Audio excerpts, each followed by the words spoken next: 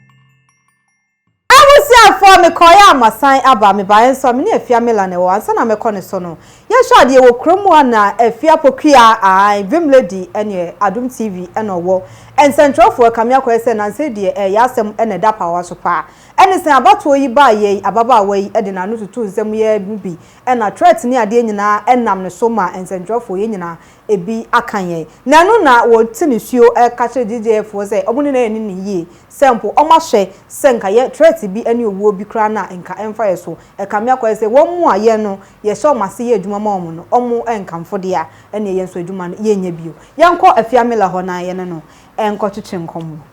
aba ho fa bi nie yes dear ya ho fa hema se me sian wo na ho te say na me tie me adom me ho ye yo me so me ho ye pa na afia pokua nsensem yo ne say yo me fa sa konya hwentia syndicat GH for nyina ena me we show mo Merry Christmas and Happy New Year so afia pokua aka bebre ena de oka ne so no eye no kre yen hwa do ye wa ha ena nanse mebi atwemu UTV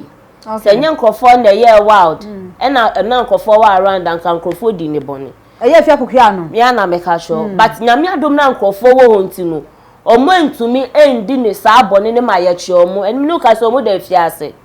enso ka se GJ for mu mfi omo a ende sa de no omo ye ne de enye eso omo bem no omo so omo tumi ebe kasa hwe Captain Smart na onu so e journalist wa Ghana ha na anu yo no so atise akromfo akoni fi akwa no ne cars eni nyame bi aka ndi omo ancho cars ne pena omo tumi cho se omo akwa isa inside na omo ye wo krowe mu ne de enye so uyi wenim so a politician kakra bi na other side of that politicians for no more attack say we njai we echi dia ene say ne ebe ada say aga no bi ntumi nye politics so krowe mu enti afia pokua dem pa no pese GJ for yema jena nzanjo for es omu jiji name no mo kasa fasade na ekoso o mewem na so etucha if say untumi na obi a comedian school no ba be ye adwuma de abo o man na ese adwuma kasika kakra obenye ntina ne life akoda insayem nkofo threat omo ne nyama bebre ebi okrampo omo koso omo kwakotwa news o bebi abo a yebo omo ene omo nyina na ekoma asem sanko omo nyina na ekoma asem a anka obe nyama ekoso osuma ase sade na Ghana ha ya jatu yonso na ye na nya kwa ese ye hwe ni ejai sade na ekoso no enti obeka se afia pokua na nsen wakasa dodo no na nam so ama se nsentrofo ehun abatan o enye se okasa dodo so ni de ejuma na oye obeka se afia pokua ye bibi sunku ama nsentro ejuma no ana se GJ for no mayi na ipemu ana afia pokua so okasa odiso okasa efse nanu ya yakobunu edi na shogotem hu moja wenye obi anke bi ama no eye afia pokua ya nse okasa so okasa so medi nani ache on person omo ya no omo kuni fi ewiase o man sa de omo hwe no omo nsa beka nti ya odi na wadi ni nti na o de sa akasa ne koma empanifo wo so no so de omo de ye ne ya na nya onu nkon o kan mo general o kan mo bia e se wan kan omo de aye no ebi nso anada ato omo de beko akoye obi fofo no no we nipa no we nya kama fa na nipa no we nya no amba be ka na asem na de aye betu nya nkwa akote asem papa nso no agegine mama so o kan mo obi so no ye de aye no anya ndi nto ntina o ma ye mfa nkonko ye obi nso enti amanfo ya na ban centrofo so se afia pokue ya nanse na no dem se yesumo obi se o ma mekuno na ya na ye plot ya na se ye ono ani hu nipa enye ono ani hu nipa eye politicians ne omo mekeka na esuma ebia no wakwa akoko obi asem wanka ni ya na se nipa no empesa sa asem ne beba abonte eno ono akwa akoyi nanim na waka nti na omo ye ne sa no okay enti na omo ye ne sa no yenhwe ye di si no fa o last word to Jane enko ke dia me waka ne se me ka che Ghana Journalism Association for say omo amba me kasa sa de we nyina etu entwa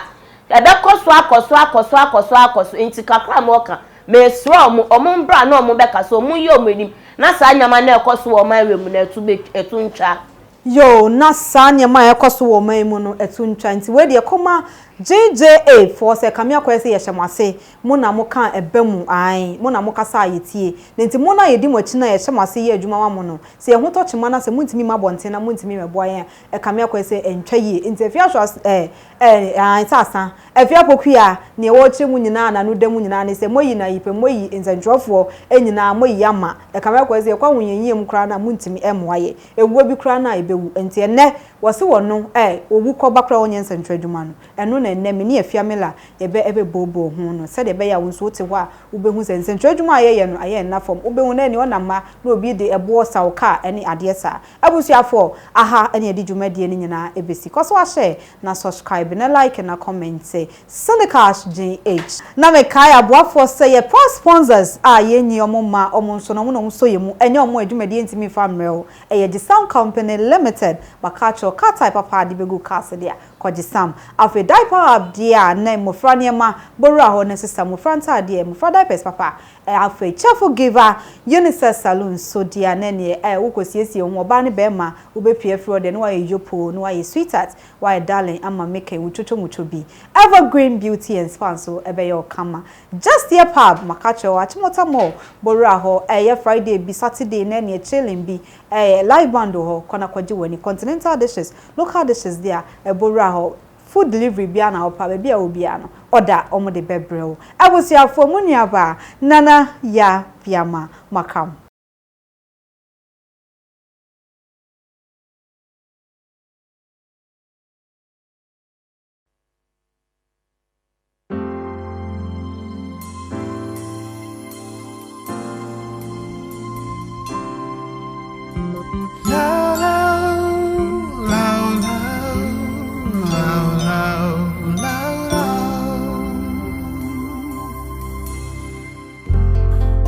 Have come to you, oh Lord, with our hearts and with our tears. We are crying, crying, crying